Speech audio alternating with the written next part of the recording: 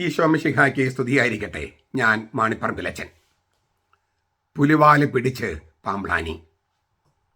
Pamplany പുറത്തേക്കോ?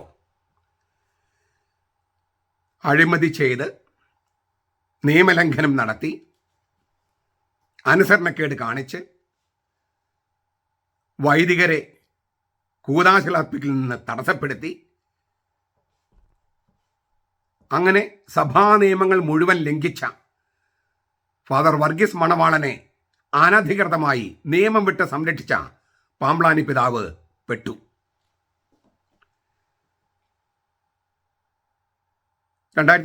July 31 special tribunal സഭാ കോടതി പുറപ്പെടുവിച്ച ഉത്തരവിലെ ഒരു പ്രധാനപ്പെട്ട കാര്യമാണ് ഞാൻ നിങ്ങളോട് അറിയിക്കുന്നത്. അതിലത്തെ വാചകം തന്നെ ഞാൻ പറയുകയാണ്, ഇംഗ്ലീഷിലാണ്, അത് ഞാൻ മലയാളീകരിച്ച് പറയുകയാണ്.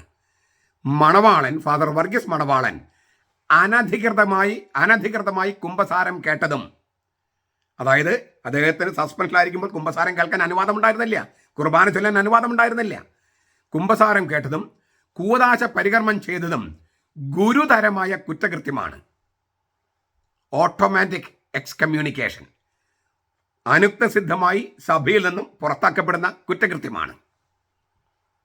ഇത് സംബന്ധിച്ച് പ്രാഥമിക അന്വേഷണ റിപ്പോർട്ട് വിശ്വാസ തിരുസംഘത്തിന് മുൻപാകെ ഉടനടി അയച്ചു കൊടുക്കേണ്ടതാണ്. അത് പൗരത്വ തിരുസംഘത്തിൽ അല്ല, വിശ്വാസ തിരുസംഘത്തിന് അയച്ചു കൊടുക്കേണ്ടതാണ്. ഈ കോടതിയിലെ ഉത്തരവിലൊരു കാര്യമാണ്. അതാരാണ് അയച്ചു കൊടുക്കേണ്ടത്? പ്രൊമോട്ടർ ഓഫ് ജസ്റ്റിസ് എന്ന് പറയുന്ന ആളാണ്. ഇപ്പോൾ അത് ഫാദർ ഗർവാസിസ് ആനിത്തോട്ടത്തിലാണ്.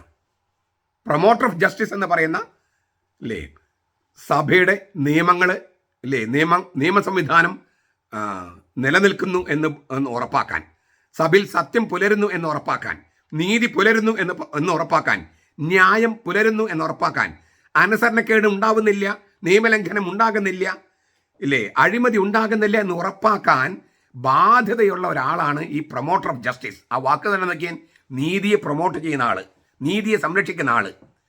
ആ ആള് ഇത്രയും കൊടിയ അനീതി സംഭവിച്ചിട്ട്, അതായത് കുമ്പസാരം കേൾക്കാൻ അനുവാദമില്ലാത്ത ഒരാൾ കുമ്പസാരം കേൾക്കുക, കുർബാന ചൊല്ലാൻ അനുവാദമില്ലാത്ത ഒരാൾ കുർബാന ചൊല്ലുക, മറ്റു കൂദാശകൾ പരികർമ്മം ചെയ്യുക, ഇത്രയും ഗൗരവമായ ഒരു കുറ്റകൃത്യം നടന്നിട്ട് അത് വിശ്വാസ തിരുസംഘത്തെ അറിയിച്ചിട്ടില്ലെങ്കിൽ ഉടനടി അറിയിക്കണമെന്നാണ് കോടതി പറഞ്ഞിരിക്കുന്നത്. തീർന്നില്ല. ഇങ്ങനെയുള്ള ഒരാളെയാണ് അതിലേക്ക് വരാം. അതിനു മുമ്പ് അദ്ദേഹം, ഈ പ്രൊമോട്ടർ ഓഫ് ജസ്റ്റിസ്, എത്രയും പെട്ടെന്ന് ഈ അന്വേഷണ റിപ്പോർട്ട് വിശ്വാസ തിരുസംഘത്തിന് മുമ്പാകെ സമർപ്പിക്കണം. അതാണ് കോടതി ഉത്തരവ്. ഇനി അങ്ങനെ പ്രൊമോട്ടർ ഓഫ് ജസ്റ്റിസ് പാമ്പ്ലാനിയുടെ അടിമയാണെന്ന് അങ്ങനെ സമർപ്പിച്ചില്ലെങ്കിൽ കോടതി നേരിട്ട് സമർപ്പിക്കുമെന്ന് കോടതി ഉത്തരവിൽ പറഞ്ഞിട്ടുണ്ട്. സ്പെഷ്യൽ ട്രിബ്യൂണല്, സഭ സ്ഥാപിച്ച സ്പെഷ്യൽ ട്രിബ്യൂണല് ഈ മണവാളനെതിരെയുള്ള കുറ്റകൃത്യം, ഗൗരവമായ കുറ്റകൃത്യം വിശ്വാസ തിരുസംഘത്തെ അറിയിക്കും, രേഖമൂലം അറിയിക്കും. മണവാളൻ ഇനി എത്ര നാൾ വൈദികനായിട്ട് ഉണ്ടാകുമെന്ന് നമുക്ക് കണ്ടറിയാം. മണവാളൻ എത്ര കാലം ഇനി കത്തോലിക്ക സഭയിൽ പുരോഗതനായിട്ട് ഉണ്ടാകുമെന്ന് നമുക്ക് കണ്ടറിയാം. അദ്ദേഹത്തെ എന്നാണ് ഉടുപ്പൊരി വിടുക എന്ന് നമുക്ക് കണ്ടറിയാം. നമ്മുടെ കൺവെട്ടത്ത് തന്നെ നമുക്ക് കണ്ടറിയാം. കോടതി അത് വിശ്വാസ തിരുസംഘത്തിന് മുമ്പാകെ ഏൽപ്പിക്കുമെന്നാണ്. ഇതിനോട് കൂട്ടി വായിക്കേണ്ട ഒരു 2 കാര്യങ്ങൾ കൂടിയുണ്ട്. ഇപ്പോൾ കുറച്ച് പേര് കൂദാശ വിലക്കുള്ളൊരു കൂദാശ അർപ്പിച്ച് നടക്കുന്നുണ്ട്. അവരവരുടെ മസിൽ പവർ കാണിച്ചിട്ട് ഞങ്ങൾ ജയിച്ചുടാ എന്നും പറഞ്ഞിട്ട് മുട്ടമ്പള്ളിയിലോ മരുത്തോർവട്ടത്തോ പല സ്ഥലത്തും നടക്കുന്നുണ്ട്. അവിടെ മരുത്തോർവട്ടത്തല്ല, മുട്ടമ്പള്ളിയിൽ, ഞാൻ ഓർക്കുന്നില്ല, പള്ളി പറയുന്നതിൽ തെറ്റ് വന്നിട്ട് ക്ഷമിക്കുക. ഈ കൂദാശ മരുത്തോർവട്ടം ഇല്ല കേട്ടോ. കൂദാശ വിലക്കുള്ള വൈദികര് കൂദാശകൾ പരികർമ്മം ചെയ്യുന്നുണ്ട്. ഈ മണവാളൻ ചെയ്ത അതേ തെറ്റുകളാണ്. അവർക്കും പണി വരുന്നു. ഈ മണവാളിന് വരുന്ന പണി അവർക്കും വരുന്നു. തീർന്നില്ല. മുണ്ടാടനെതിരെ നടപടിയെടുക്കണമെന്ന് സിറിൽ വാസിൽ പിതാവ് പറഞ്ഞിരുന്നു. അത് കേട്ടില്ല, നമ്മുടെ സിനഡ് കേട്ടില്ല. ഇപ്പോൾ സിറിൽ വാസിൽ പിതാവ് ഇവരെല്ലാം പറഞ്ഞു തന്നിട്ടാണ് സിറിൽ വാസിൽ പിതാവിനെ പുറത്താക്കി അങ്ങനെ ചെയ്യുന്നതൊക്കെയാണ്. അദ്ദേഹം റോമിലെ ഒരു 7 കമ്മിറ്റി മെമ്പറാണ്. ഇങ്ങനെയുള്ള കാര്യങ്ങൾ പരിശോധിക്കുന്ന കമ്മിറ്റിയിൽ അദ്ദേഹം നേരിട്ട് വന്ന് കണ്ടിട്ടുണ്ട് എറണാകുളത്ത് എന്തൊക്കെയാണ് നടക്കണമെന്ന്. മനസ്സിലായോ? നേരിട്ട് അദ്ദേഹം ദൃക്സാക്ഷിയാണ്. ഇങ്ങനത്തെ കാര്യങ്ങൾ പരിഗണിക്കുന്ന ഒരു കോടതിയിൽ വത്തിക്കാനിൽ 7 അംഗ ജഡ്ജിമാരിൽ ജഡ്ജെന്നോ അറിഞ്ഞോടെ എങ്ങനെ വിളിക്കണ്ടെന്ന് അതിൽ അംഗമാണ് സിറിൽ വാസിൽ പിതാവ്. അദ്ദേഹം നേരിട്ട് കണ്ടിട്ടുണ്ട് എറണാകുളത്ത് എന്താ നടക്കണേന്ന്. അതിനേക്കാൾ ഗൗരവമായ കാര്യമുണ്ട്. ഈ മണവാളൻ അങ്ങനെ കുറ്റകൃത്യം ചെയ്തു, കൂതാശ വിലക്കുള്ളവർ അത് ചെയ്തു. അതിനെല്ലാം പിന്തുണയും ഒത്താശയും സംരക്ഷണവും കൊടുക്കുന്നത് ആരാണ്? തട്ടിൽ പിതാവും പാമ്പ്ളാനി പിതാവും. അപ്പം ആ 2 പേരും സഭയിലും മെത്രാന്മാരായിട്ട് ഉണ്ടാകുമോ? എനിക്ക് സംശയമാണ്. അപ്പോൾ പറയും മാണിപ്പറമ്പിലച്ചൻ പറഞ്ഞ ഏത് പ്രവചന പൂർത്തിയായിട്ടുള്ളതെന്ന്. ഏത് പ്രവചന പൂർത്തിയാകാണ്ടിരിക്കുന്നത് ആകാണ്ടായാണ്? കരിയിൽ പിതാവ് പുറത്തു പോകുമെന്ന് ഞാൻ പറഞ്ഞു, പോയി ഇല്ലേ?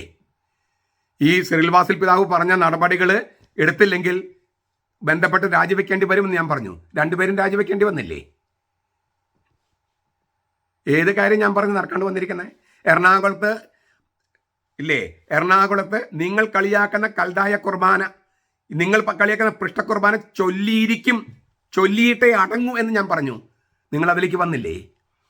ഏത് സമയത്തെങ്കിലും ആവട്ടെ, ഈ കുർബാന ചൊല്ലുന്നതിനേക്കാൾ ഞങ്ങൾ തൂങ്ങിച്ചാവെന്ന് പറഞ്ഞവരല്ലേ? എന്തേ കയറ് കിട്ടിയില്ലേ തൂങ്ങിച്ചാവാൻ? നിങ്ങളത് ചൊല്ലിയില്ലേ? ഇപ്പൊ ചൊല്ലുന്നല്ലേ? ഈ 328 പള്ളികളിൽ ഒരു പള്ളിയിൽ പോലും ചൊല്ലില്ലെന്ന് പറഞ്ഞ് കട്ടിൽ സമരമായിട്ട് നടന്നവരല്ലേ നിങ്ങൾ? എന്നിട്ട് ചൊല്ലാൻ നിർബന്ധിതരായില്ലേ? അപ്പൊ മാണിപ്പറമ്പിലച്ചൻ പറഞ്ഞ കാര്യങ്ങളല്ലേ നടക്കുന്നത്? അപ്പോൾ ഞാൻ വിചാരിക്കുന്നത് അധികം താമസിയാതെ, അതായത് കൂതാശ വിലക്കുള്ളവർ കൂതാശയിൽ പരികർമ്മം ചെയ്യുക, കുമ്പസാരിപ്പിക്കാൻ അനുവാദമില്ലാത്ത അച്ഛൻ കുമ്പസാരിപ്പിക്കുക, എന്തൊരു വലിയ തെറ്റാണത്? കുർബാന ചൊല്ലാൻ അനുവാദമില്ലാത്ത ആൾ കുർബാന ചൊല്ലുക, ഓട്ടോമാറ്റിക് സഭാഭ്രഷ്ടാണ്. ഓട്ടോമാറ്റിക് സഭയിൽ നിന്നും പുറത്താക്കപ്പെടുകയാണ് അത് ചെയ്യുമ്പോൾ തന്നെ. അങ്ങനെയുള്ള ആളുകളെ സംരക്ഷിക്കാനായിട്ട് തട്ടിൽ പിതാവും പാമ്പ്ളാനി പിതാവും നിങ്ങൾ കൗണ്ട് ഡൗൺ ആരംഭിച്ചോളൂ. എന്നാണ് ഇവർ സഭയിൽ നിന്ന് പുറത്തു പോകുന്ന ഡേറ്റുകൾ നിങ്ങൾ ആലോചിച്ചോളൂ. കർദിനാളിനെ പുറത്താക്കിയ കാര്യമൊക്കെ ഈ ഉത്തരവിൽ പറയുന്നുണ്ട്. 89 വയസ്സുള്ള ഒരു കർദിനാളിനെയാണ് പരിചിത സിംഹാസനം പുറത്താക്കിയത്. 89 വയസ്സുള്ള കർദിനാളിനെ. അദ്ദേഹം മരിച്ചത് ഒരു അൽമായനെ പോലെയാണ്. കർദിനാളായിരുന്നു, കർദിനാള്. അപ്പൊ തട്ടിൽ പിതാവും പാമ്പ്ളാനി പിതാവും പുലിവാലി പിടിച്ച് കിടക്കുകയാണ്. ഇപ്പൊ ഈ മെത്രാൻ സിനഡില്, ഈ സിനഡില് മറ്റ് മെത്രാന്മാർ, തട്ടിലും പാമ്പ്ളാനും ഒഴികെയുള്ള മെത്രാന്മാർ ഈ തട്ടിലിനും പാമ്പ്ളാനിക്കും സംരക്ഷണം ഒരുക്കിയാൽ അവരും, നമ്മൾ ഈ പുറത്തെ നിയമമുണ്ടല്ലോ, സഭയുടെ നിയമം അല്ലാതെ രാഷ്ട്രത്തിന്റെ നിയമം, അവിടെ എന്താ പറയുക, കുറ്റവാളി സംരക്ഷിക്കുന്നവരും കുറ്റവാളികളാണ്. ഈ മറ്റ് മെത്രാൻ സൈഡിലെ മെത്രാന്മാര് എത്ര പേർക്ക് ബോധമുണ്ട് ബുദ്ധിയുണ്ടെന്ന് എനിക്ക് അറിഞ്ഞുകൂടാ. കാരണം ഇതുവരെയും അവർ കൃത്യം ഒരു നിലപാട് കാണിച്ചിട്ടില്ല. അവരുടെ ഇപ്പോഴും വിചാരിക്കുന്നത് 10-15 കൊല്ലം ഇങ്ങനെ പോകട്ടെ എന്നാണ്.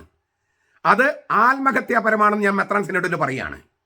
കാരണം നിങ്ങളുടെ വായിൽ നിന്ന് തന്നെ ഞാൻ കേട്ടിട്ടുണ്ട് അത് 10-15 കൊല്ലം ഇങ്ങനെ പോകട്ടെ എന്ന്.